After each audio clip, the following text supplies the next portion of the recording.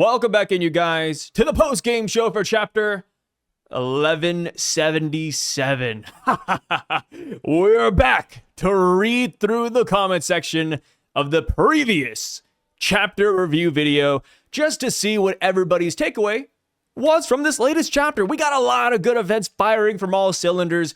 Usopp got his first brave moment here in Elbaf, definitely not his last. Luffy and Loki versus Imu has just begun. Chopper is doing some weird doctor magic, and Zoro and the gang are destroying the Domi Reversey giants, while Sanji is sitting on Killingham's body. So, getting right into things, let's see what the top comment is all about. And by the way, if I had to pick my favorite moment coming off of last chapter, surprisingly enough, I would say it is maybe the Chopper stuff. I know we didn't really get a lot there, but I just love that Chopper is finally in the discussions yet again. You know, I feel like it's been a hot minute since anybody has actually sat down and talked about Chopper in a good light. You know, usually it's like, hey, what is Chopper doing? Oh, I don't like Ice Oni. Ooh, Chopper couldn't cure the Smile users. And it's like, no, here, we're all just gassing the hell out of Tony, and I'm here for it, brother.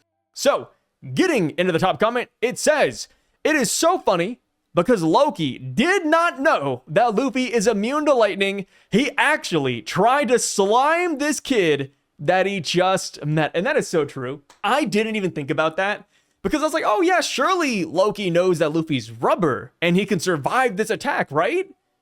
Turns out he didn't, right? He was like, hey, wait, why didn't my lightning work on you? And Luffy was all like, oh yeah, that's lightning, I'm rubber. Of course it wouldn't work. And also, if it did work, Loki, I'd beat the hell out of you. Which is a crazy statement, right? A clash of the titans because Loki decided to just immediately aggro on Luffy. It is some good stuff. If anything, the only thing I would want more from this scene would be the Enel shocked face. I feel like we're missing that. And that could just be because Loki is in his dragon form. Maybe if Loki was in his base form or hybrid form, he would throw up like the exaggerated Enel shocked face. But alas, we were robbed of it. This one says, watching Saint Sai. I love that nickname, by the way. I was kind of debating changing my YouTube handle to Saint Sai, but I have so many things that already say Sai everywhere, so it's like, oh man, it's too late. But just know, if I could seamlessly change my YouTube handle, it would be Saint Sai. But yes, watching Saint Sai crashing out in the first minute of the video because his boys are bums is hilarious AF. Stay strong, brother. Yes, thank you, thank you. We need all the thoughts and prayers possible, man, because the God Knights talks are not looking good. Of course, you know, you're gonna have people saying, oh, you know, these aren't all the God Knights. You know, they could get buffed. Maybe it's because they're away from the Holy Land. There's a lot of cope to go around. Cope that I subscribe to, but I know it sounds ridiculous, right? Because here's the thing. Yes, they could be powerful come the final war. The other God Knights like Shamrock could be phenomenal. But here's the thing. For the past 20 or so chapters, they haven't been looking that great, man. You know, from God Valley to Elbaf, these guys just do not perform well when put against adversity that can fight back. Of course, against women, children, people in the East Blue. People love that one. They're like, oh, pre-time skip, these guys would go insane. It's like, yeah, they would. But guess what, guys? We're not exactly in paradise right now. They are fighting high-tier opponents, and they're not performing well. Yeah, there's always caveats like, oh, but it's Luffy's crew. Oh, but they're fighting Rocksteady Zebek. Yes, while that's true, that doesn't necessarily mean that they have to perform horribly. You know, there is a world where they can do well without besmirching rocks or besmirching the Straw Hats. Two things can be true at the same time. The Straw Hats are those guys. They are a Yonko crew. But the God Knights, they're up there as well. And the thing is that if you have watched Shonen before, you've probably seen a multitude of examples or cases where strong opponents are introduced in the final saga, and the author makes it make sense. In One Piece, it's so easy. Oh, the God Knights, they are Yonko caliber tier, Yonko commander tier, admiral tier, and the reason why they don't destroy the balance of the world is because they don't care about the world. They hate the lower world. They let the Marines do the dirty work. They feel the same way as Imu, where they don't want to get their hands dirty. They don't want to go down beyond the red line. You know, they have servants that do this work for them. That's why they have CP0. It's like Squad Zero in Bleach. Kubo introduced Squad Zero, who are leagues above the regular Gotei 13 members. How do you explain it? Why didn't they come down to save everybody? Time and time again? Well, it's because it's not their job. They said, hey, you guys guard the lower realm. We stay up there with God. That could have been the explanation here for the God Knights and why they're so powerful. There were ways to make it work, guys. I mean, hell, Naruto and the Otsuki clan. God tier threats. Where were they? They were on other planets. They really did not care about the Naruto verse until Kaguya went down. Like, there's a lot of ways it could have been smoothed over to make it make sense. And with how these guys are connected to Imu, it's like, yeah, by an extension, it's not just Killingham losing. It's Killingham with Imu's powers losing, which is another one of the copes, right? I do believe that because Imu is the one who gave them their powers, maybe Imu can crank it up a notch. That is my cope. I hope it happens, but we'll see. And, you know, the reason why I hype up the God Knights, I always have to explain myself. One, I think they are entertaining to watch, and I do generally like their designs. But two, just like with any anime series out there, most of the time I root on the villains because they're always meant to lose. They're always meant to lose to the main characters. There was no world where the God Knights win at the end of the story and they're riding on Kuba, riding on Luffy as slaves. That's not going to happen.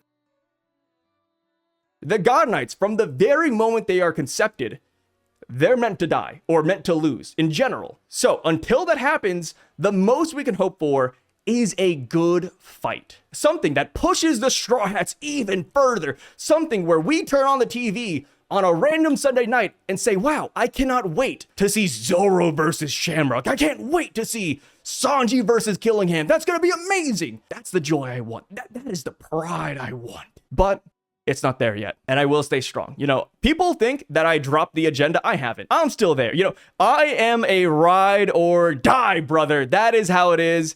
If Oda decides to keep these guys in the gutter, we roll with it, man. We roll with the punches that Oda dishes out. Oda could genuinely toss my boys in the trash can and ship them off to Canada. And guess what? I'm still going to wake up next week and read One Piece with a smile on my face because I'm a good sport.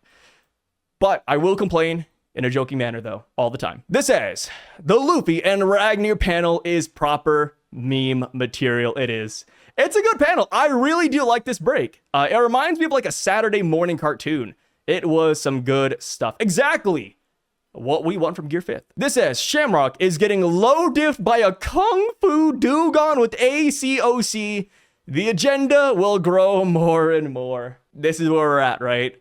The God Knights have been doing so poorly. Shamrock, Shanks' twin blood brother, is starting to get disrespected. Man, it can't get lower than this. I think that is why I stay so positive. Whenever Oda dishes out another God Knight L, I'm just like, you know what? Surely Oda can't do it again, right? Surely the bar's already in hell. It can't get lower. You know what? That's how I stay positive. I have always felt that the whole point of Celestial Dragons is to drive the message that nepotism leads to incompetence and uncanned superiority complex. The God Knights seem to be carrying that message. The only competent Celestial Dragons we have met did not grow up with them. That is true so far. You know, it's not too late to change that narrative with the other God Knights. I will say that. But yeah, you know, so far they are just Nepo babies, which is cool. You know, cool messaging. But it doesn't make for entertaining fights. It doesn't make entertaining fights. This one says, Shadow mentioned Moria upscale. Dude, I don't know what it is, but Moria's been getting a lot of love. I mean, not just with the shadows in this chapter with the Domireverse Giant, but also with the SBSs and the cover page story in Wano. It's like Oda, it feels like he's building up a Moria comeback, which makes sense, right? Going back to the initial Cross Guild poster, Oda did have Perona as one of the key members of Cross Guild. There was Buggy, Crocodile, Mihawk, and Perona on the poster.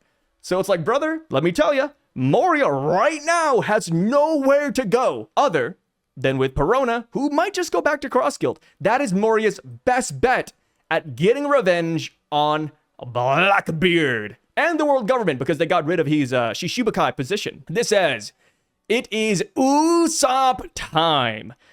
It's starting. This is Usopp's first good chapter in Elbaf. Of course, you could like the other things Usopp did in Elbaf, that's fine too. But this is when Usopp's arc, I think, is finally beginning here. And this is just the amuse-bouche. This is the appetizer. Wait until Usopp gets back up, baby. This says, I guess, Dory getting hit in the wrist is going to be the equalizer for him and Brogy. That is true. Yeah, because Brogy is missing his left hand. So Dory getting stabbed, that does feel intentional, huh? Like, oh, if my brother lost his left hand, I will too.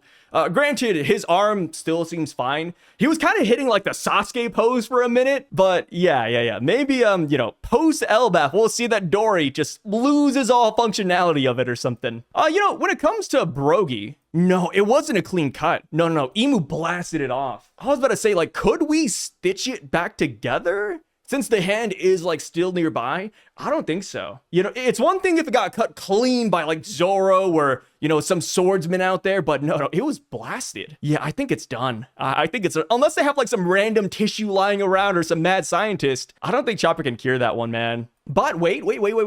We do know that when Inuarashi and Nekomamushi lost their limbs, they replaced it with weapons. A Nekomamushi, I believe, replaced it with a gun. And then Inuarashi replaced it with a sword. So what is Brogy gonna get? I don't know. Like, what would work for Brogy? Maybe a mace. Yeah. Maybe a mace. Like, he has a ball hand, a spike ball hand. Boom, boom, boom. That feels like a warrior's weapon. I was about to say sword, but I can't imagine Brogy using a sword. So yeah, I say spiked mace. That's the best thing to do. This says Frankie was ready to piece up Blackbeard and Shanks's crew. Huh? Oh, because of the where Yonko's now line. Yeah. Okay, I see where you're coming from. It took me a second. I was like, wait, Blackbeard and Shanks, like, where are we? Yeah, I mean, we are those guys now. Like, I am wondering what a matchup would look like if we did run against another Yonko crew. Would we be able to beat Shanks's crew? I don't think so. I feel like we still have a ways to go for Shanks's crew. Blackbeard's crew is a really weird one because I feel like Blackbeard's crew, whatever we think of them, right? No matter where you have them on the list, we have to like add a weird like mystery 10 points to them. I feel like everybody does that. Everybody out there is like, oh yeah, I'm not like high on Shiryu. I'm not high on like Avalo Pizarro or Katarina Devon or even Blackbeard. They got something weird going on. You know what I mean? Like, I have them like bottom 20, but because they're so odd, maybe they're top 10. I feel like that's how everybody is for Blackbeard. Like, oh, Blackbeard looks weak, but he might be top 1. I am curious, brother. Blackbeard's crew still right now feels like the final villain of the series. I could definitely see, Marshall D. Teach and Monkey D. Luffy teaming up against Imu in some weird fashion. And then after that, there's like a big fight for the One Piece. That's kind of how I have it going down. Imu, next big bad villain, and then Blackbeard right afterwards. But we will see. I don't mind if Blackbeard's the final villain or if Imu's the final villain, as long as the fights are good. Going back up to the God Knights, my thing, as long as the fights are good, I'm chill. I am a fight merchant. I am a battle junkie. I'm sorry, guys. It is what it is, right? You can't help what you like. This says, if it helps, Killingham made a statement that they are celebrating too early, as if there's another level we haven't used yet. That's what I'm saying. That's what I am saying exactly. The only problem is that I've been hyping these guys up every single day. So if I were to say this, the weight it holds is like down here. So I am really happy that there are some people who still believe in the God Knight agenda other than me. And yes, Killingham did say this verbatim. So I am curious to see if there is another level. And the thing is too, well, yes, Frankie said, hey, we are those boys now. We are a Yonko crew. We gotta remember, Sanji right afterwards said, hey, is this really the knight that protects the Holy Land? Are these those guys? A weakling like him really brought Elbaf to its knees? Like, what's up with that? So it's like, yeah, maybe Sanji's cooking. Maybe Sanji senses that something is amiss. I hope. I really hope. Ragnar patting Luffy on the shoulder has to be my favorite panel in a very long time. It's a good gag, man. I actually did smile when I saw that. You know, I don't really show a lot of emotion when it comes to One Piece panels sometimes, or just panels in general. But I smiled. I smiled. The last panel that I think really got me was the page where Kuma was running. You know, people say I'm a stone cold bastard sometimes, but here's the thing. During that Kuma segment, I was kind of choked up. I was like reacting to it, and I was just like, I had to do like a silent swallow, you know what I mean? This says, as long as I'm alive, there are infinite chances Saint Killingham. Hey, gotta admit, he has that dog in him, dude. He's not given up yet, you know? You gotta admire it. You always gotta admire a guy who never gives up. And you know what? That is why I like Eustace Captain Kid 2. Eustace always swings above his weight class, but god damn it, he swings. You know it's urgent when Sai decides to record during the daytime. Yeah, you know, usually I record these videos at night, which right now it is nighttime, but chapters have been coming out pretty early, so yeah, I have just said, hey, you know what? Let's just throw on the camera, record it real quick, and just edit right away before I go to work. This says, Sai, you gotta acknowledge Usopp finally got a moment. He did. It's a good one too. I didn't realize this. Somebody in the comment section pointed it out. I don't know if we're gonna run into that comment in this video. No, I do not see the comment off rip. So I'll go ahead and like just mention it right here. But somebody said that Usopp decided to willingly get knocked unconscious. I know that sounds absurd, but they're right. Because whenever Usopp pulled back the black Kabuto, Imu rushed up in front of Usopp, literally teleported in front of him, threw out their hand, and said, fire. And what did Usopp do? Usopp fired it regardless, even though he knew that it would do 0 damage because obviously Imu regenerates, Gunko regenerates. Usopp still fired, and he got knocked out because of it. I think that deserves a lot of props. And I don't really see a lot of people mentioning it. Maybe because they didn't realize that happened. Hell, like I said, I didn't even realize it until somebody mentioned it. And it's like, yo, that's cool on both Usopp and Gunko-Imu. Like, imagine going up to somebody saying, shoot me. Which, of course, they knew they were going to survive it, but still. And then Usopp just saying, hey, I'm going down no matter what. That's a big W. That is a big, big W. Also, good panel. I think that might be like a top 5 Imu aura farming moment, for lack of a better term. This says, Chopper is the forest god, and him talking to all animals is the biggest clue Oda left for us. And Blackbeard at Drum Island. One more to add in is that when Chopper heard that Blackbeard was going after devil fruits, Chopper also said, jokingly, are they after my fruit? Which, of course, everybody said, no, they're not after your human fruit, Chopper, which maybe there's more weight there now. This says, you know, the God Knights being this weak really makes Dragon's concern nothing more than PTSD from being weaker than them. I'm assuming you mean like at God Valley. Like Dragon thinks back to Maffy shooting him in the back. I hope that's not it. That'd be kind of odd. That would be like if Luffy were to have PTSD about Smoker. Like, oh, that guy back at Logtown, he really effed me up. I hope Dragon's not like that. I hope Dragon actually notices that these guys are a major threat and that could be backup support, that these guys have a second awakening. Or perhaps, you know, we could go back to the Shungara theory. And if you're curious, the Shungara theory is mainly about the whole thing where the Abyss Mark works better the closer you are to Imu. Kind of like 5G Wi-Fi. So imagine that. Yes, they're weak here in Elbaf, but imagine them in the Holy Land. Oh, they're gonna be crazy. Oh yeah, and one more thing about Dragon before we move on. But perhaps the only reason why Dragon has the God Knights in such high contempt is because Dragon knows who he's surrounded by. You know, Dragon's probably like, oh yeah, me and Sabo can cook him. Maybe Kuba could cook him. Ivankov could cook him, but not Bello Betty. Yeah, maybe not Lindbergh. Maybe not Ushiano, Gambit, Ahiru, and all these other dudes. Maybe that's it. Maybe that is why Dragon is concerned about them. Not for him, but for his crew. Y'all remember how we thought Egghead was completely ours, and then 5 of the elders showed up. Also, showcasing forms of them we never knew they had. I feel like something is coming. I hope. You know, it's funny. Going back to when we met the Gorosei, when we saw that they could transform, I genuinely believed that every single God Knight would transform too. Maybe it's still in the cards, but who knows, man? Maybe Killingham has like another transformation. Maybe Yonko turns into like a demonic monster. Sommers also transforms into a monster. I feel like we're at that point. You know, I think it is a little bit odd that Oda got rid of Saint Sommers and Killingham so easily. Like, it could be a thing where, you know, all God Knights are weak, all Celestials are weak. That's fine. But I am a little bit skeptical. You know, maybe I'm just going crazy, but a Resurrection, a Second Awakening, a Bankai would be pretty fire right now. This says, I feel like the Rumble Ball is artificially awakening. Chopper's human fruit. Oda said if a human ate the fruit, they would become enlightened. So I think he's just enlightening the Domi Reversi giant souls. Yeah, I do like the awakening route for the human fruit. We would have to like go down the route of like the Rumble Ball doing something special or the Zoan being something special in general.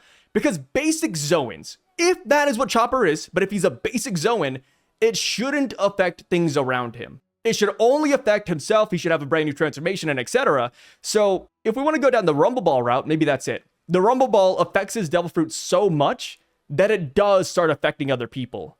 I think that'd be interesting. I mean, hell, Rumble Balls are kind of weird when you really think about it, because it does supposedly change the wavelength of a Zoan user's transformation. And it's like, yo, like, Luffy is a Zoan. Of course, the Straw Hats don't exactly know that right now, but if they learn that Luffy is a Zoan, theoretically, Luffy could eat a Rumble Ball and something would happen to him? And then, of course, when it comes to Rumble Balls, Chopper has been evolving them as the arcs have gone on. Like just recently, Chopper created a Su-Long Rumble Ball and gave it to Beppo. How the hell did he do that? I have no idea. Chopper could not cure Smile Devil Fruits, but he somehow managed to recreate the power of the moon? Yeah, you know, Rumble Balls are interesting, brother. I hope we get some lore breakdown, whether it's the Rumble Ball, Forest God, All Cure, Kareha, Reversing game being played out. I am just looking forward to any Chopper plot point. And honestly, that's how I feel about a majority of things.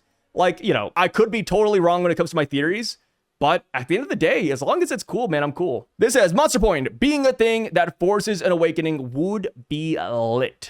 I would love to see a lightning attack from Loki and Zeus while Luffy is in the middle of it, unfazed, just unloading the Gumu Gumu something on Imu amidst a roaring thunderstorm, electrocuting the shit out of him. And yeah, that would be nice, but I am wondering, will Luffy and Loki be able to actually wound Imu? Because so far, nothing's really worked. Like, even with Conqueror's Haki, like we saw at God Valley, nothing worked. Like, perhaps lightning is it? Like, Imu can, you know, take all damage, he absorbs everything, but lightning is the one thing Imu can't stand. That wouldn't make sense, right? Maybe light in general. Maybe he's like a dark-based user, and light just does all the damage, ×5 multiplier at that. My motherfucking Yonko crew. You legit have top 5 in Frankie, Sanji, and Jinbei in there, saucing up the Holy Knights. Yeah, dude. The Straw Hats are powerful. You gotta give them that. And I am curious, brother, Frankie, where does he scale now? Like, if the Vega Cola becomes a legitimate thing in future arcs, dude, how strong is Frankie? Like, put him against Smoothie, for example, or Queen, or well, what's another like YC Commander? King? No, I don't think he'd be able to beat King, but Frankie's strong now, man. I love it. I love it. You know, I do like Straw Hat buffs. Forest God equals Shaman King. Please look into Siberian shamans and how they eat poisonous mushrooms and use reindeer spirits invoked by drums. Sound familiar? That does sound familiar, which granted, you were going for that, but yeah, that is oddly specific. I like it. I like it. This comment says, it's almost like it's only been in the last century that anyone of competitive competence has been born able to put the WG in their place. I am curious. You know, go back before Roger's era. Were there more people who fought against the WG? Like, for example, we know that Emmett attacked Marie's Raw 200 years ago. Who led that charge? Who actively antagonized the world government alongside Emmett? And why did Emmett wake up? I like to imagine that throughout the years, like with each and every generation, there were like 1 or 2 people who did want to put the God Knights in their place or the Gorsei in their place. I feel like that just makes sense, right? Like, surely not all the competitors spawned in the past 20, 30 years. Hopefully there's more people, like maybe Ryuma, for example. I think if we hear that Ryuma actually fought the God Knights back in the past and beat them, or fought the Gorsei and beat them, That would be awesome. We don't know how old Nasujuro truly is, but imagine Ryuma versus Nasujuro. Oh, dude, that'd be so fire. Sai when the Holy Knights take more L's is like Luffy when he gets scolded by Nami and Ragnar's patting you on the back. Yeah, it's a sad scene, man. It's a sad scene. Usopp stocks are rising slowly but surely. I do have faith in Usopp. I don't like him. But to bet against Usopp and Elbaf, that's a fool's errand. And here's the thing, right? Now, I feel like people are gonna like fight back and forth on whether or not this is Usopp's big moment or not. I think he's gonna get more. There's no way that this is it. If this is all we get, I will admit it's underwhelming. That is why I want to believe that Usopp will get back up and prove again why he's a brave warrior. Maybe he'll fight Imu and save Luffy and Loki, or maybe he's the one guy that can save the situation. I think there'll be more. This says, haven't finished the video yet, so forgive me if this is already brought up, lol. I like the point Sai made about not wanting the Forest God fruit being too strong, putting Chopper on the same level as the user of the NIKA fruit. But what if the Forest God was a healer? Okay. Yeah, no, I actually talk about this exact thing. Yeah. He even mentions .Q. Yeah, pretty much, I do think that if Chopper is the Forest God, it's going to be more tame than strong. Like, it's going to be more about curing things, curing illnesses, sickness, etc., etc. I don't think it's going to be like an all-powerful god that can beat down NIDHOG, beat down the Sun God, and tackle Imu. No. I think it's going to be a lot more tame. We've seen time and time again in mythology that not everybody is a Zeus. Not everybody is Poseidon or Hades. Not everybody's Loki, Odin, or Thor. No. There's a lot of gods out there who just specialize in very niche abilities, and that's pretty much it. This one says, the amount of AP Biology PTSD I got from looking at that formula is nuts. 4 full notebooks for 1 quarter. For DDT? That makes sense. I mean, DDT was massive like 100 years ago, right? That was a big talk, so I get it. Dragon. So the God Knights are being deployed. We need to prepare for an all-out war. God Knights get deployed, destroyed by the Straw Hats. Also Dragon. Oops. My son's crew thrashed them already, going back to looking D-East. You added the D in here for no reason. I love that. And yeah, you know, I feel like there is going to be a legitimate reason why Dragon was afraid of them. I do not think, or at least I hope, that this is not it. And you gotta imagine, right? They sent Shamrock back. They didn't send Somers or Killingham back. I think that speaks volumes, man. I think that does speak volumes. They know that Shamrock is a different tier fighter. They said, we need him back and nobody else. Shamrock, carry the agenda. This is, Chopper was a child growing up with monsters. It only makes sense for him to peak soon and catch up with the best of the crew. Yeah, I'm down for Straw Hat upgrades. This says, when Rox was defeated, there's a panel where the shadow entity left him. Was there? I think I do remember talking about this or chatter about it, but just digging into my recent memories, I cannot see it. So let me go back and check real quick. So this right here is Beck getting defeated. We don't really see the shadow get knocked out of him. You could be talking about this up here. I would say that's more so just his wings than shadow. I feel like for this chapter of One Piece, we saw like a very obvious shadow. You know, you got the eyes, the mouth, the head shape. But right here, if you want to say that this is the Shadow Soul, I feel like it's not as visible or pronounced as what we got in 1177. But I can see where you're coming from, though. I'm totally down for it. This next one says, Killingham getting reduced to pre-time skip buggy when the Straw Hats cut him down to size. Blackbeard pulled up to Elbaf just to slime Killingham off screen before leaving. Yeah, Blackbeard, the master of off-screen battles. This says, I think Chopper's route could be as simple as it is a paramecia. It turned the user into the thing, and then when awakened, it affects its environment. Edit. It just seems unlikely Oda wanted to change a fruit after doing it to Katakuri and Luffy in retrospect. Doing it for Katakuri? He didn't really do it for Katakuri. Katakuri was always the mochi, right? Yeah, Luffy was changed. Kat was not. One being on purpose and one as a semi-accident, it seems. Also, Blackbeard went to Drum Island. Maybe he knew of a paramecia that could turn a god into a human. Yeah, paramecias affect environments, but then again, mythical Zoans also affect their environment too. So Chopper being a mythical Zoan would be more in line. A paramecia, I don't think would work well with Chopper. And the reason I say that is because paramecias shouldn't allow for you to change from like a deer into a person or a deer into like these 8 or 10 different transformations. I feel like if it was a paramecia, what would it even be? Like, it can't be a human no Mi. It can't be like, oh, two-legged deer no Mi either. Paramecias are generally like, oh, mochi, rubber, jacket, wax, slip. And I'm just like running through all the paramecias in my head. Shoot, I had a good one. Damn it. I mean, Boa Hancock, she has the love no Mi. Yeah, like, I don't even know what Chopper's would be if it was a paramecia. This says, Scopper, being the Chopper, seeing him slap the giant, maybe he'll drop some type of lore. That's the best chance we have. And I think Scopper dropping lore that he and the Roger Pirates know about, or, you know, from prior interactions with the God Knights, I think could be the key when it comes to realizing what the hell Chopper just did. This says, Whitebeard, Big Mom and Kaido fought Rock, so the Devil Fruit part is irrelevant. Yeah, so I said that maybe a Devil Fruit user is what's needed to fight off a Devil-Domiverse Giant.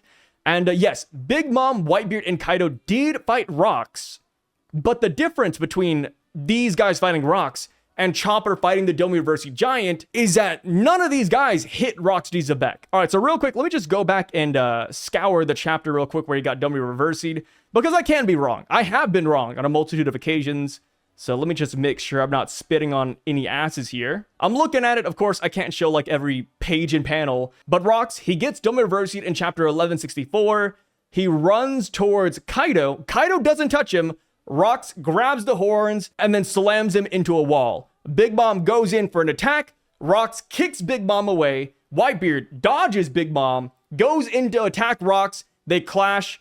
And then that's all we see. To our knowledge, unless this battle went on for a while and they did land a good hit, to our knowledge, none of these Devil Fruit users actually touched Rocks D. Zebek like Chopper touched the giant here. Of course, I'm not putting all my stones down on this being like the correct theory. I just simply threw it out there as like one of the 5 options. Because realistically, there's a lot of different routes we can go when it comes to how did Chopper beat Domiverse. And I still think that this is a semi-solid one. Is it what I want? No. I do not want this to be true because I do want Chopper to get some sort of buff, but it's not nixed just yet. This comment says, I don't think this is something Oda will acknowledge, but Usopp surviving his skull bomb grasp point blank and Imu having to regenerate low-key confirms his durability is at least above Gunko's. I see what you mean. I see what you mean. Because Yonko had to regenerate when Usopp first hit her. And then in this chapter, of course, Imu regenerates and Usopp's just on the ground. And he doesn't have body parts blown off. I don't think this is bad logic. But to me, you know, I could be wrong. But I feel like because the God Knights, Gorosei, and Domiverse Giants regenerate and have that ability, I feel like they become more brittle, if that makes sense. Like Saturn, for example. Saturn got knocked back through 3 buildings. His horn's gone, his arm's gone, and then he just regenerates. It's like, I don't know, man. I feel like because they regenerate, their body just blows up easier than most. A great example is that we've seen people before in One Piece get hit with exploding stars to the face, and they're fine. You know, their head's not blown off. It's not like regenerating or anything. Like a Spandam, great example. Usopp hits him in the face with an exploding bomb. Spandam's fine. In fact, he went on to take a multitude of hits afterwards. So I don't think that's it necessarily. I just feel like Yonko, Imu, Sommers, Killingham, I feel like they're just very fragile because of this ability. But yeah, maybe this question will make a really good poll in the future. I just don't know how I'd want to word it. Like, hey, because you have regeneration, does Oda feel more okay with you losing body parts because it's going to come back? Or no? Like, does this affect your durability to attacks? I think so. But of course, kind of like what he said up here about, you know, Usopp's durability, I don't know if Oda will acknowledge it, per se. He hasn't so far, and we've seen multiple God Knights get blown to pieces. But yeah, that's just how I feel. You guys, let me know what you think about all these comments down below. How do you feel about chapter 1177 now that you've had some time to stew in it? I love to hear all those additional thoughts down in the comment section. And of course, I'll see you guys whenever the next chapter 1178 drops.